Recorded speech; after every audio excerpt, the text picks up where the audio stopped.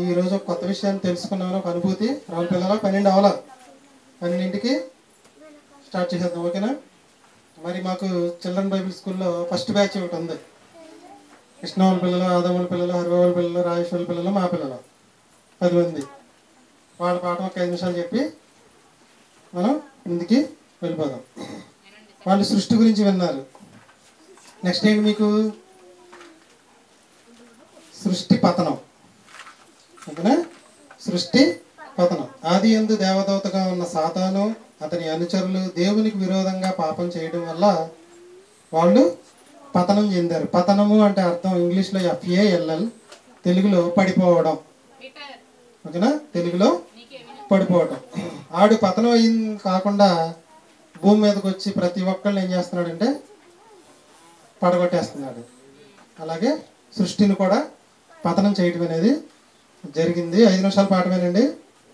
సాతాను పతనం చెందడానికి ప్రధాన కారణం, ఒకే ఒక కారణం ఏంటంటే, సాతాను పతనం అవడానికి ఒకే ఒక కారణం గర్వం అండి. గుర్తుంచుకోండి, సాతాను పతనం అవడానికి ఒకే ఒక కారణం ఏంటంటే గర్వం. దేవుడితో సమానముగా ఎంచుకుని గర్వానికి కారణం అవడం ఏమేంటంటే అపవాది పతనం అయ్యాడు. మాకు విషయం ఎక్కడ ఉంటుంది? యెషయా గ్రంథం 14:12-15 వరకు, యెహెజ్కేలు గ్రంథం 28:1-26 వరకు వచనాల్లో ఇదంతా ఉంటుంది. ఆది దంపతులు పాపంలో పడిపోవడానికి కారణం ఎవరంటే సాతాను. Very good. ఆది దంపతులు పతనం అయిపోవడానికి, పతనంలో పడిపోవడానికి, పాపంలో పడిపోవడానికి కారణం ఎవరంటే సాతాను. మీకు సెకండ్ సెమిస్టర్లో అపవాది గురించి ఎక్కువ నేర్చుకుంటారు. వచ్చే ఆదివారం మీరు 2 పాఠాలు చెప్పాలి. పిల్లలకు పాఠం చెప్పాలి, మీరు ఒక పాఠం చెప్పాలి. ఏది ముందు ఏది వెనక చెప్పేశారు ఆల్రెడీ, ఈరోజు చెప్పేశారు. సాతాను గురించి ఒక 5 నిమిషాలు చెప్పి మనం కార్యక్రమం ముందుకు వెళ్ళిపోదాం.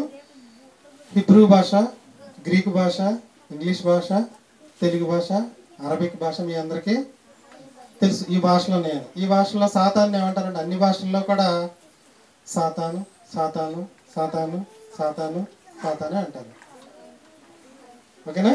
హిబ్రూలో సాతాన్ అంటారు, గ్రీకులో సతానస్ అంటారు, ఇంగ్లీష్లో శాతాన్ అంటారు, తెలుగులో కూడా ఏమంటారంటే సాతాను అంటారు. యథాతథంగా అన్ని భాషల్లో దీనికి ఏం పెట్టారంటే సాతాను అని పెట్టారు. మనం మారుతాం, అందరు చెప్పింది కాకుండా దీనికి అర్థం ఏంటి, కరెక్ట్గా సాతాను అనే దానికి అర్థం ఏంటి, కరెక్ట్ అర్థం నేను సొంతంగా చెప్పను, బైబిల్ నుంచి తీసి చెప్తాను మీకు. సాతాను అనే దానికి సరైన విధంలో మనం తర్జుమా చేయగలిగితే సాతాను అనే దానికి అర్థం ఏంటంటే, గుర్తుంచుకోండి, విరోధి. సాతాను అంటే తెలుగులో, అచ్చు తెలుగులో కరెక్ట్ అర్థం ఏంటంటే విరోధి. ఎవరికి విరోధి? ఇది పేరు ఎక్కడ ఉంది? పేరు 1 పేతురు 5:8 వచనంలో ఉంది. పేతురు గారు రాసిన మొదటి పత్రిక 5:8 వచనంలో ఉంది దీని పేరు, విరోధి. సాతానికి తెలుగులో కరెక్ట్ పేరు ఏంటండి? విరోధి. అందుకే ఎవరికి విరోధి? దేవుడికి విరోధి ముందు, తర్వాత మనకి విరోధి. సాతాను పేరేంటి? విరోధి. సాతాను పేరు విరోధి.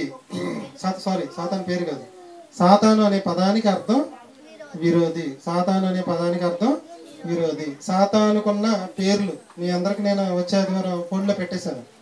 ఫస్ట్ బ్యాచ్ వాళ్ళకి సాతానుకున్న పేర్లు, సాతాను లేదా అపవాది, అదే నోటండి. First batch second semester first lesson, అపవాదికి ఉన్న పేర్లు ఏవి. మీకు రెఫరెన్స్లతో సహా మీ పేరెంట్స్ వాట్సాప్లో పెట్టేశాను నేను. మొత్తం 20 పేర్లు ఉన్నాయి. 10 ఒక వారం, 10 ఒక వారం. మొదటి పేరు ఏంటంటే అబద్ధికుడు, అబద్ధమునకు జనకుడు. రెండోది నరహంతకుడు. మూడోది యుగ సంబంధమైన దేవత. 4వది అపవాది. 5వది శోధకుడు. 6వది వాయుమండల సంబంధమైన అధిపతి. 7వది అంధకార సంబంధమైన అధికారి. 8వది లోకాధికారి. 9వది దుష్టుడు. 10వది విరోధి. ఈ 10 పేర్లు మీరు వచ్చే ఆదివారం నేర్చుకొని రావాలి, ఫస్ట్ బ్యాచ్ వాళ్ళు, ఓకేనా? ఈరోజు మీకు ఆ విరోధి గురించి, విరోధి అయిన సాతాను గురించి మొదటి పేరేంటి? సాతానుకున్న పేర్లలో మొదటి పేరేంటి?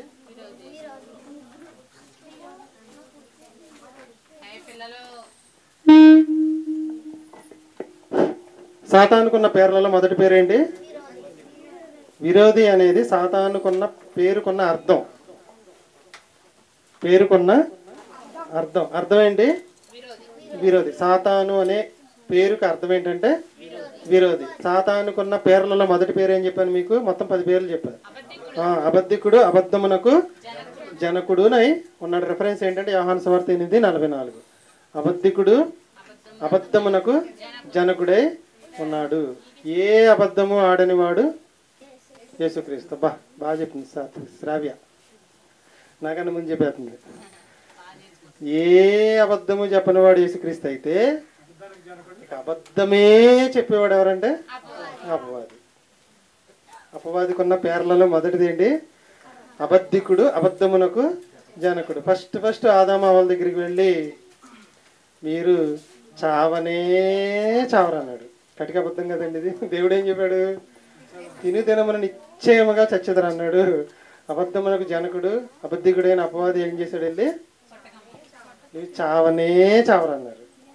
వీడి మాటలన్నీ ఎలా ఉంటాయంటే ఇలాగంటే, మనం కూడా అప్పుడప్పుడు అబద్ధాలు చెప్తుంటాం. ఎవరైతే అబద్ధాలు వాడుగ్గా అబద్ధాలు చెప్తూ ఉంటారో వీళ్ళ తండ్రి ఎవరంటే అపవాది. అబద్ధాలు ఎవరైతే చెప్పకుండా ఉంటారో వాళ్ళు తండ్రి ఎవరంటే దేవుడు. మన మధ్యలో ఉన్న హరిబాబు వాళ్ళ అమ్మగారు ఒక 4 మాటలు దేవుని గురించి చెప్పి పిల్లతో కేక్ కట్ చేసి మనం భోజనాలు చేసి వెళ్తాం. అక్కగారు రండి.